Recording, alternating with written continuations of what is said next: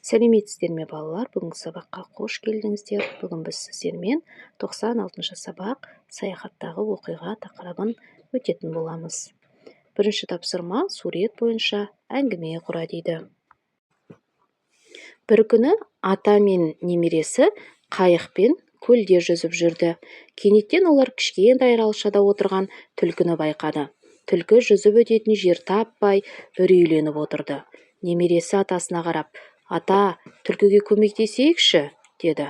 Ата мейірімділікпен басын изеді де қайығын түлкіге қарай бұрды. Олар жақындағанда түлкі олардың ниетін түсініп, үмітпен қарай бастады. «Қорықпа, Түлкіжан, біз саған көмектесеміз», деп ата қайықты жақындатты.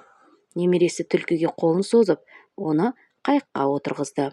Енді олар үшеуі бірге жағалауға қарай бет алды.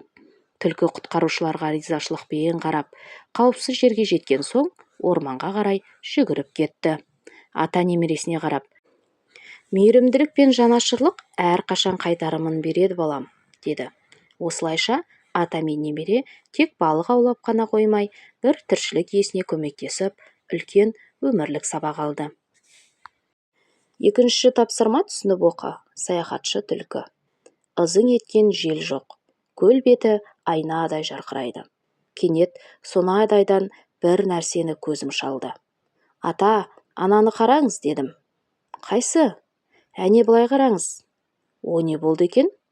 Атам қайықты жылдамдата есіп, солай қарай беттедік. Қарайған нәрсенің үстінде шоқиып отырған қып-қызыл итті көзім шалды. «Ата, ит отыр, ит». «Тоқта балам, ит емес, түлкіге ұқсайды». «Міне қызық, қазандай боп үйілген қамыстың үстінде кәдімгі қу түлкі отыр». Біз жанына жетіп қалдық. Түлкі не істерін білмеді. Қамыстың үстінде тықыршып, шыр айнала берді. Екі көзі бізде. Біз де қамысқа жақындадық. Сол сәтте ол бізге қарай секірді. Мен сасқанымнан бақырып жіберіп, бетімді баса қойдым. Болжа, оқиға әрі қарай қалай жалғасуы мүмкін? «Қорықпа балам, түлкі бізге өзі келді», деді атам. Қарасам, ол атамның екі аяғының арасына кіріп алыпты. Құйрығын бұлғаңдатып жатыр екен. Күшігім майлаяқ сияқты еркелейді. Іші қабысқан, аш. «Көрдің бе балам?» деді атам. «Мына қамыс құндыз қыстайтын үйшік. Түлкі көл жағалап жүрген. Үйшіктің үстінен үйрек не қарға көріп, ұстамақшы болып секірген. Оның салмағымен қамыс жағадан жылжып кеткен.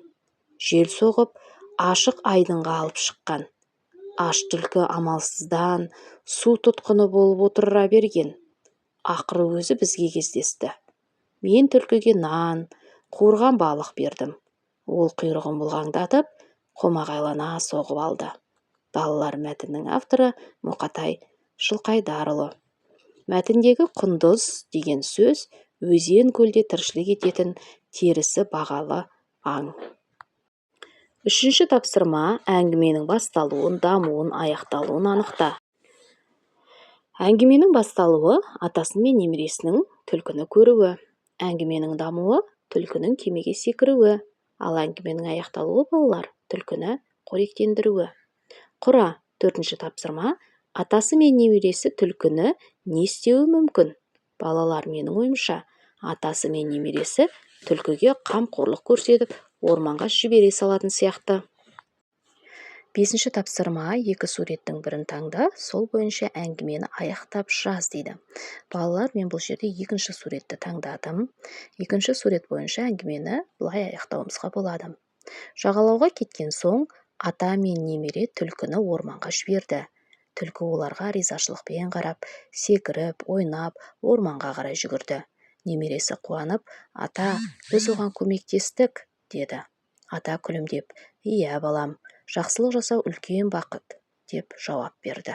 Олар үйге қайтқанда немере жүрегінде мейірімділік пен қамқорлықтың шынайы мәнін түсініп қайтты.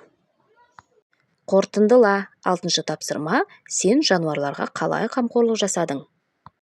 Балалар, жануарларға қамқорлық жасау менің жүрегіме жақын іс. Мен әрдайым олардың амандығы мен қауіпсіздігін ойлаймын. Біздің ауламызда кішкентай мысық пайда болғанда, мен оған бірінші болып су мен тамақ бердім. Ол үйренісіп, күн сайын бізге келіп тұратын болды. Қыста құстарға да қамқорлық жасаймын. Ағашқа жем салатын орын жасап, күнде жаңа дәндер салып тұрамын.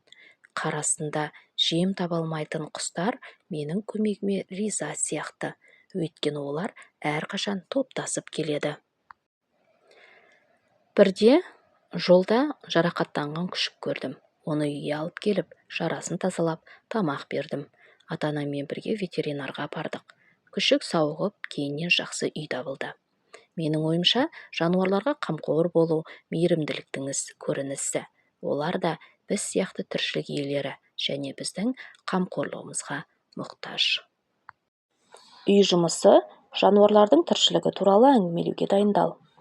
Үй тапсырмасы. Жануарлардың тіршілігі алуан түрлі және қызықты. Әр жануардың өзіне тән өмір сүру дағдысы, тамақ табу әдісі және қорғану тәсілі бар. Ормандағы тіршілік. Орманда аюлар қыста ұйқыға кетеді. Олар күзде көп тамақ жеп, май жинайды. Қояндар түсін аққа ауыстырып, қарда көрінбей қалады. Бұғылар топтасып, бір-бірін жыртқыштардан қорғайды. Ал сулы ортадағы тіршілік болса, балықтар өзендер мен теңіздердің де тіршілік етеді. Олар желбезек арқылы тыныс алады. Ал шөлдегі тіршілік болса, балалар, шөлде түйелер ұзақ уақыт су ішпей жүре алады. Өйткені олардың өркештерінде май жиналады екен. Өкінішке орай, балалар, адамдардың әрекеті жануарлардың тіршілігіне бізде кері әсерін тигізеді.